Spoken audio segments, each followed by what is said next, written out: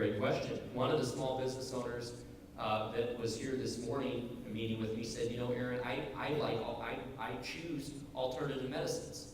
And they said, you know, I prefer to have a higher deductibility for catastrophic illnesses, but it's my choice right now as an American, and I like it to be able to go and pay cash for primary care visits or chiropractic care or alternative drugs that wouldn't otherwise be covered by a traditional health plan. And nobody's talking about that, she said. You know, she said, if you pass this bill, my right to do that will be taken away. And she's right. So, you know, the fact of the matter is, you know, fundamental to our plans is still maintaining that choice for individuals to be able to choose a health plan that fits their needs. If they want a higher deductibility and a lower price, they can still choose that. We're not going to force a plan on someone. Fee schedules, again, part of the problem with healthcare right now is that 60% of the dollars are set by the federal government in Medicare. Now, my Democratic colleagues will tell you that's a good thing. And they said, you know, if it's good enough for 60% of the dollars, why is it good enough for 100% of the dollars? And if it's good enough for grandma, why isn't it good enough for our children or for, you know, average Joe? Well, the problem, of course, is when you set specific fee schedules, you basically cap your R&D, your ingenuity, and your outcomes because you take away the capitalist market, which I would argue has driven our healthcare system to be the best in the world. And to me, that has to be fundamental to any reform, is maintaining that private healthcare system where the next latest, greatest drug, next latest, greatest procedure, and products are incentivized to be developed. And when you set a fee schedule to say, well, I'm only going to pay you $20 for blood thinner medication, there is no incentive to Abbott Laboratories or anyone else to go out and invent something better. You know, that's the other focus of the Republican proposals is on outcomes. Because at the end of the day, coverage is important, but coverage without quality is really useless. And what many of my Democratic counterparts won't mention when they mention other first world industrialized countries, i.e. Canada, UK, Sweden, France, that have universal coverage, is their outcomes. And at the end of the day, what good is being fed if your food is rotten, right? What good is healthcare if it's bad healthcare? And if you look at the outcome rates in every other industrialized country, I'm not talking third world, first world, Canada, UK, France, you look at every other first world country, their outcome rates are drastically lower. Their cancer survival rates, their success rates on bypass and open heart and organ transplants are drastically lower than ours. And that is a valid concern and something that has to be taken into account when we talk about healthcare reform. So you blame that on the insurance companies limiting, I mean, in my profession, being a chiropractor, you get so many limitations that we get told how many visits, what you can do in that visit. You know, there's somebody sitting behind a desk who's probably never seen a patient before in their life, putting all these regulatory issues on, taking it from the doctor, making the decision for that patient. And just like what you said, opening up more avenues of services. Yeah. Well, I will tell you, there's different proposals before us. One of them, which is put forward by the Republican Study Committee, basically the fundamentals of that plan is total choice. In other words, empowering individuals to have a health care plan. So it won't be a government, or it won't be an employer provided, but rather individuals.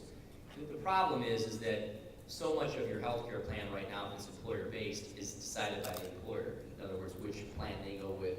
And so then that's the hospital you have to go to, that's the physician group you have to choose from. So that even within the free market, your choices are somewhat limited under the current plan. And so trying to give individuals the same tax advantages for saving tax-free for their own health care costs, so that if they want to go to a chiropractor, they want to go to a different physician, it's tax-free or at least tax deductible like it is for a business to have that expense. Being able to shop around and portability of healthcare, so you can take your healthcare with you. It's not just bound by the employer that's providing it. So those are all issues that should be debated, and amendments to the bill that should be offered, and allowed an up or down vote. And then you can weigh into your congressmen and women, and you know, the majority will rule. Got time for one more question? That's Aaron, do you think Congress will agree to accept personally whatever coverage is passed? Well, I can only tell you what we've done. There have been 3 votes in 3 different committees, and all 3 votes to force public, to force federal elected officials, i.e. congressmen and women, to accept any public plan that is adopted. And all 3 of them have failed. All 3 of them have been by and large partisan votes, meaning all the Republicans vote for it, all the Democrats vote against it. The first 2 votes were completely partisan. The 3rd vote, we got 4 Democrats to go with us. But because of the vote margins, for example, on the House Ways and Means Committee, we needed more than 4 to kill the bill. But many of them were starting to, because of Fox and some of the media covering this issue, members were starting to hear from their constituents. But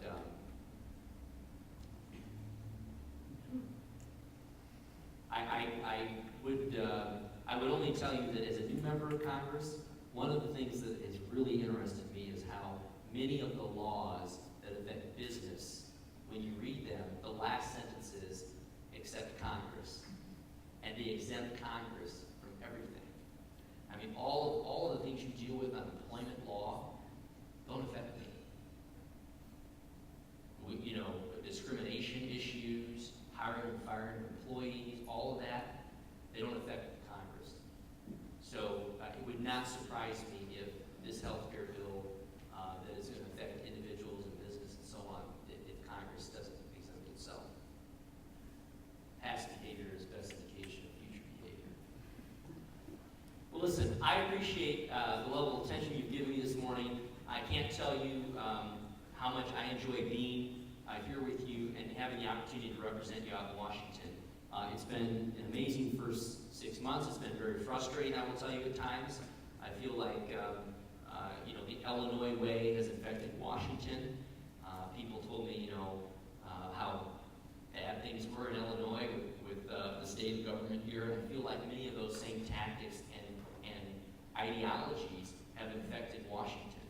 And this idea that somehow business and industry is bad, and we can, level all these taxes and there won't be consequences, is really a scary thought for me, and I think detrimental to our total economic recovery that I think we all believe is necessary to the long-term growth of our country. So I will remain vigilant on your behalf, but I ask for your support and input as the months move ahead, because these issues are going to change.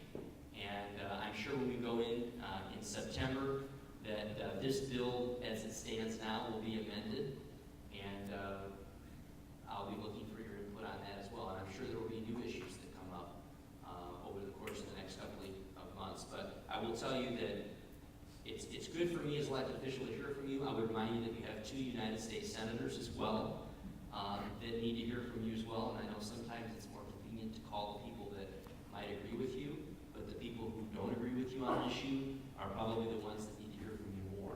So I always welcome your call, your letters, your emails, but be sure that you're reaching out to all of your